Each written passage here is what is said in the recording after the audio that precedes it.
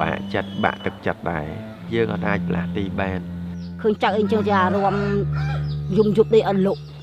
អារម្មណ៍ថាវាភ័យហើយខ្មាស់គេពីពេទ្យឲ្យកាត់យំផងអីផងពេលហ្នឹងមានអារម្មណ៍ថាធ្វើអីក៏អត់ថៃ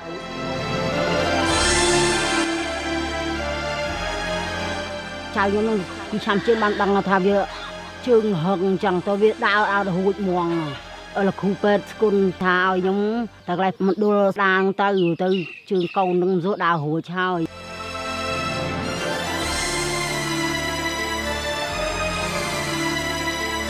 ពេលតាមឡោយហ្នឹងបុកហ្នឹងវាបែកជើងត្រឹមនេះ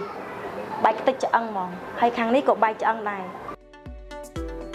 ជនមានពិការភាពគ្រប់រូបទទួលបានរបបគោលនយោបាយរបស់រាជរដ្ឋាភិបាលលើថ្លៃធ្វើដំណើរហូបចុកស្នាក់នៅអំឡុងពេលទទួលសេវានៅមជ្ឈមណ្ឌលស្ដារលទ្ធភាពពលកម្មកាយសម្បទារាជធានីខេត្តនៃព្រះរាជាណាចក្រកម្ពុជាប្រភេទជំងឺដែលជនមានពិការភាព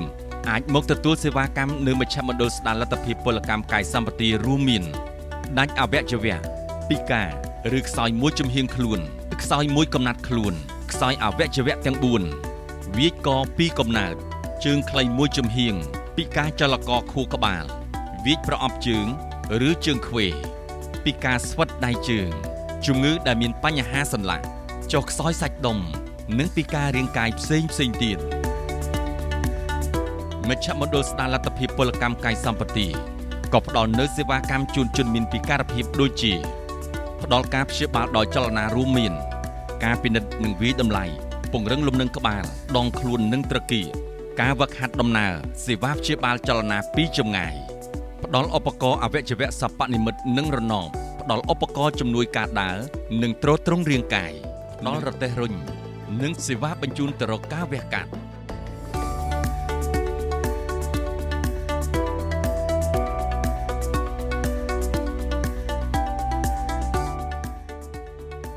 ែខ្ញុំយកមកពីរត់ម៉ូតូដូចខ្ញុំបត់ចូលផ្ទះហ្នឹងឡានវាមកបុកខ្ញុំចំជើងមកចាហៀងនៅឡើងប៉ើងខ្ទេចទៅបាទខ្ញុំស្គាល់មណ្ឌលស្ដារគៀនឃ្លាំងដោយសារបងប្អូនចដូនមួយខ្ញុំគ្នាមកដាក់ជើងនៅនឹងដែរដាក់មុំដំបងវាយើងឈឺយើងដើរទៅវាខ្ទប់វាអត់ទាន់ស៊ាំណាជើងហ្នឹងឲ្យយើងរៀនដើរទៅគាត់ប្រាប់អីបរៀនត្រូវដើរមិនអីហ្នឹងទៅគឺឥឡូវវារៀនគ្រាន់បើហើយ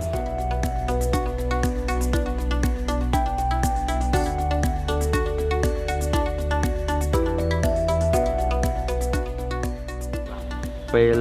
ឡានកលាប់ហ្នឹងវាធ្វើឲ្យបាក់ឆ្អឹងកហើយដល់ពេលវាធ្វើឲ្យប៉ះពាល់ទៅស្អីដៃទៅស្អីជើងហ្នឹង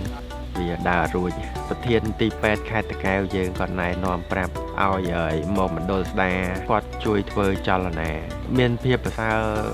ឡើងច្រើនយើងអាចឆ្លាស់ទីខ្លួនឯងបានហើយគាត់ផ្ដល់ជារទេសជូន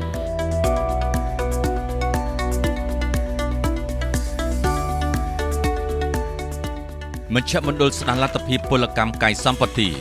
ក៏មានសេវាកម្មតាមសហគមន៍និងជួសជុលចល័តយើងធ្វើការពិនិត្យនិងវិតម្លៃឧបករណ៍អវយវៈសពនិមិត្តនិងរណបជួសជុលនិងចុះឈ្មោះជនមានពិការភាពនៅតាមសហគមន៍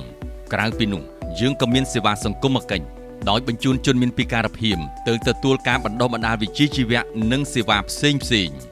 អត់នឹកឃើញវាខ្មាស់គេជើងបង្ហៀងវគ្គនៅណាក្នុងខ្លួនយើងគិតរឿងស្លាប់វិញណាដល់ពេលយើងមានពាក់ជើងទៅដូចមនុស្សយើងធម្មតាវាអាចទៅណាទៅណីបានតាមរយៈមេភូមិឃុំអញ្ចឹងគាត់ណែនាំប្រាប់យើងពេលអញ្ចឹងចង់ដូរធ្វើថ្មីមួយទៀតជើងយើងវាណែនឈឺវាចង់លាក់ទៀតយើងមានពាក់ជើងទៅដូចអវិញថាដូចកើតម្ដងទៀតអញ្ចឹងវាមុខរបរមានអីទៅវាបំភ្លេចគិតខ្លីហ៎ចឹងដល់ពេលមានគ្រួសារទៅវាមានអារម្មណ៍ថាកក់ក្ដៅវិញតាមដូលស្តាហ្នឹងសូមអរគុណគាត់ហើយដែលបានជឿនៃឲ្យយកអត់យកលុយហើយយើងប្រកបមុខរបរយើងវិញបានទៀតហើយពេលកូនប្រសាយើងមានអារម្មណ៍ថាសុបា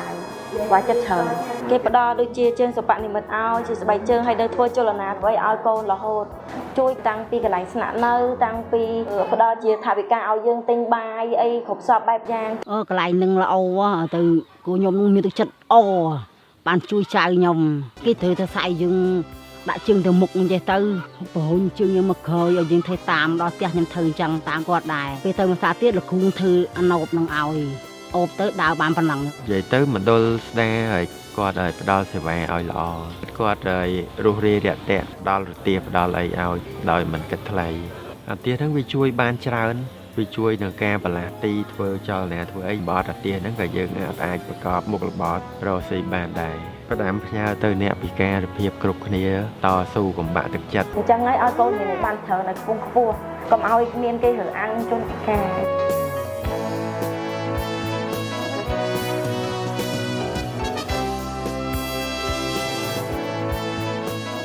មណ្ឌលស្ដារលទ្ធភាពពលកម្មកាយសម្បទាទាំង11កន្លែងស្ថិតនៅក្រោមមូលនិធិជនពិការ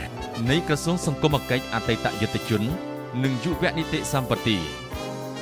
សូមទំនាក់ទំនងមកកាន់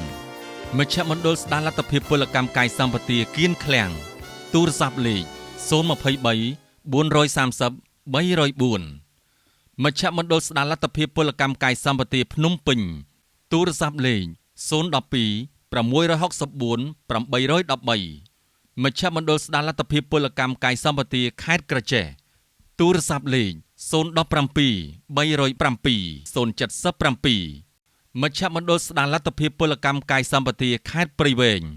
ទូរស័ព្ទលេខ092